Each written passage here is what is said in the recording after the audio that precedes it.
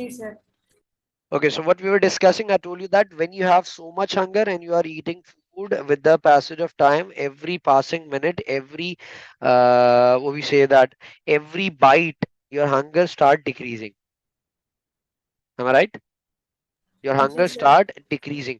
It is a gradual decrease. Okay, it is a constant decrease. एक निवाला खाएंगे भूख कम होगी, थोड़ा और निवाला, थोड़ा और निवाला। लेकिन हमें पता ही नहीं लगता कि यार ये ग्रेजुअल नहीं है। पहला निवाला और सेकंड लास्ट निवाला दोनों सेम सॉर्ट ऑफ हंगर को फील नहीं कर रहे होते, दोनों सेम सॉर्ट ऑफ हंगर को केटर नहीं कर रहे होते। पहले निवाले से मुझे भूख कम होने का एहसास ही नहीं होता, लेकिन सेकंड लास्ट जो मेरा एक निवाला होता है ना, उससे मुझे क्या फील आता है कि यार बस that's all, it's enough, that's all. Yeah, I've reached तो my इट्स ये saturation point. एग्जैक्टली हम अपने एक सेटिस्फेक्शन लेवल पे होते हैं। तो अगर इस कर्व को देखो जो हमारा पहला कर्व है, तो स्टार्ट के 100 सेकंड में जो डिक्रीज आया दैट इज 60। नेक्स्ट 100 सेकंड्स के अंदर जो डिक्रीज आया दैट इज 30। मैं हाफ लाइफ के कॉन्सेप्ट पे नहीं जा रहा हूं अभी, हाफ लाइफ का concept is a different thing. Okay, I told you that there are the two ways for calculating the order of reaction, the concentration time graph and the half life. At this moment we are just discussing totally on the concentration time graph.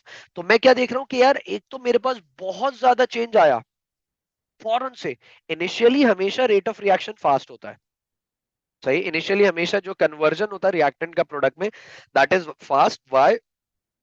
Because हमारे पास बहुत सारे reactant molecules होते हैं, and as we have so much molecules तो collision बहुत ज्यादा होता है। कोलिजन की वजह से सक्सेसफुल कोलिजन, और सक्सेसफुल कोलिजन की वजह से हमारे पास क्या होता है, फाइनली प्रोडक्ट की प्रोडक्शन ज्यादा होती है। तो कन्वर्जन जो रेट होता है वो इनिशियली बहुत फास्ट होता है, with the passage of time वो स्लो होने लगता है। ये है इस कर्व की कहानी। But when we move towards the next curve, what we are observing, इसमें तो कोई चेंज ही नहीं आ रहा। एक सिंपल सिंपल चले जा रहा है, from top to bottom same कहानी चल रही है। तो हमें पता क्या चला कि then the rate of reaction is what, it is constant. No matter what the concentration of reactant is, एक बिल्कुल सेम लेवल का चेंज आ रहा है, सेम लेवल का चेंज आता जाएगा। बात यहां तक समझ में आती है? जी sir. The reaction is zero order according to the reactor. Is it clear? जी सर। That's good. ओके, मैं एक छोटा सा टेबल बना रहा हूं अब आपके लिए, टाइम का और कंसंट्रेशन का। और आप जो है वो उससे कंसंट्रेशन टाइम ग्राफ बनाएंगे, सही है। फिर आप मुझे रेट ऑफ रिएक्शन कैलकुलेट करके देंगे। Is it clear? जी सर।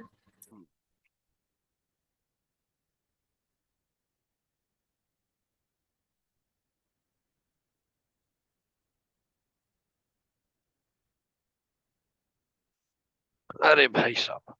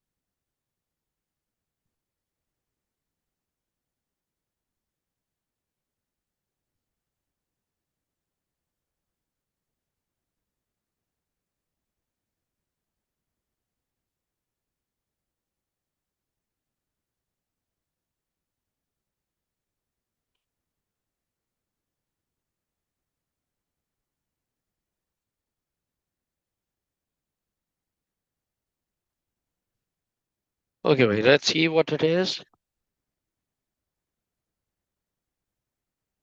ये time per minute, and that is basically the sir हम इसको सेकंड्स में नहीं कन्वर्ट करेंगे ना, लाइक नहीं मिनट नहीं में तो मिनट ही जो रहेगा। हमें नहीं अब हम सेकंड्स में लेके जाएंगे क्योंकि टाइम का जो सबसे स्मॉलेस्ट यूनिट हमारे पास होता है ना वो हम सेकंड्स का ही होता है, हम सेकंड्स में, उसको सेकंड्स तो में ही वी लेके वुड जाएंगे। Convert this 10 20 into seconds. हाँ एग्जैक्टली क्योंकि ओके हम जो रेट ऑफ रिएक्शन चाहिए ना हमें वो तो सेकंड्स में ही होता है ना हमेशा। फॉर द रेट ऑफ जी। Reaction we need to go in the seconds, तो ये हमारी कंसंट्रेशन है, सही है। And that is basically the 10 to the power -3।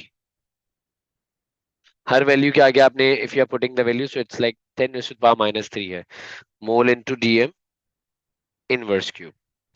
First मतलब वन यानी इज जो भी आप, फॉर एग्जांपल ये 22 दिया है तो 22 इंटू 10 to the power -3 करना पड़ेगा। 22.9 multiplied by 10 to the power -3 mole per dm cube. That is the actual value. When we are putting in the graph ना तो हम 10 to the power 23 तो हटा देते हैं, 22.9 16.7 इस तरीके से पुट करते हैं। ओके सही समझ गए।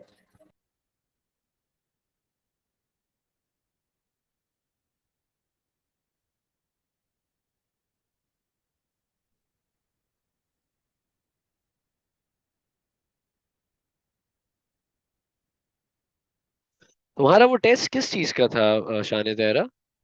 मुझे याद नहीं है सही से एक्चुअली क्या था उसका, वो किस चीज का सर टेस्ट है? जो आपके साथ डेमो ली थी उस चीज की। हम्म। जी सर, वो हमारे स्कूल की तरफ से इट्स एन एग्जाम, और अगर आप वो एग्जाम पास करते हैं then you get a scholarship, तो ओके आपकी फीस माफ होती है। ओके, अब क्या माफ कराओगी, अब तो तुम A2 में हो। जी but they're gonna refund it back अच्छा, अगर, दैट्स गुड। या सो अभी तो ले लिया उन्होंने, but they guaranteed that if I pass the exam they gonna refund the fees and everything, So the so school चलो will be ठीक है selecting एक। the school will be selecting the students for the test, or every student can participate. नहीं, they've selected certain students based on their performance throughout Okay, the that's good. academic year. चलो अच्छी बात है। जी So Shan Zehra, this is the thing बच्चे, and you need to put the graph till the 90 minutes और जो है वो इसको सेकंड्स में कन्वर्ट कर लेना, और जो भी एक मैक्स वैल्यू आएगी अपने हिसाब से ग्राफ को एक रेंडम प्लॉट करना है आपने, मतलब आपने अपने normal paper graph paper plot नहीं करना है, नॉर्मल पेपर पे प्लॉट करना है, और उसके अंदर यूनिट स्केल आप अपने हिसाब से सेट कर लीजिएगा कि 10 सेकंड्स का रखना है गैप या 20 या 100 का, या जितने भी सेकंड्स के हिसाब से रखना है, टोटली अप टू यू, सही है। बट सर नॉर्मल पेपर पे करना मुश्किल नहीं होगा, because I have never made a graph like with values on a normal paper. क्या बात कर दी यार तुमने, मुश्किल मुश्किल क्या होता है, ये लो भाई ग्राफ बन गया। पर मेरे पास तो एक तरीकेकार ये है कि मैं सिर्फ इसको प्रेस करके रखता हूँ तो लाइन सीधी हो जाती है, सही है। जी तुम्हारे पास तो स्केल है, स्केल पे बना लो। तुमने मिसाल के तौर पे 500 सेकंड्स आ गए फॉर एग्जाम्पल, सही है, क्लियर होती है बात ये। अब तुमने जी। कहा यार मेरे पास ना 0 सेकंड्स हैं, फिर 10 सेकंड्स मतलब 60, 60 के बाद 120, 120 के बाद क्या आ जाएंगे ये 180, 180, तो 60 सेकंड्स का गैप कर लो, 0 till 60 करो, फिर 120 करो, फिर 180 करो, फिर 240 करो, ऐसे करके सेकंड्स कर लो, फिर यहाँ ग्राफ में प्लॉट कर लो, देख लो कितना डिफरेंस आ रहा है। अच्छा एक डिक्रीजिंग ग्राफ है ना, you R G sir. Observing that 22.9 से हम 1.85 पे जा रहे हैं, तो इट्स अ डिक्रीजिंग ग्राफ। 1.5। जी तो वो जहां तक जा रहे हैं उसको प्लॉट करो एंड इसको सॉल्व करो, इसकी पिक्चर मुझे शेयर कर देना व्हाट्सएप के ऊपर, सही है। जी यहीं से सर हम कंटिन्यू सही करेंगे है। इंशाल्लाह अजीज इन आवर नेक्स्ट क्लास।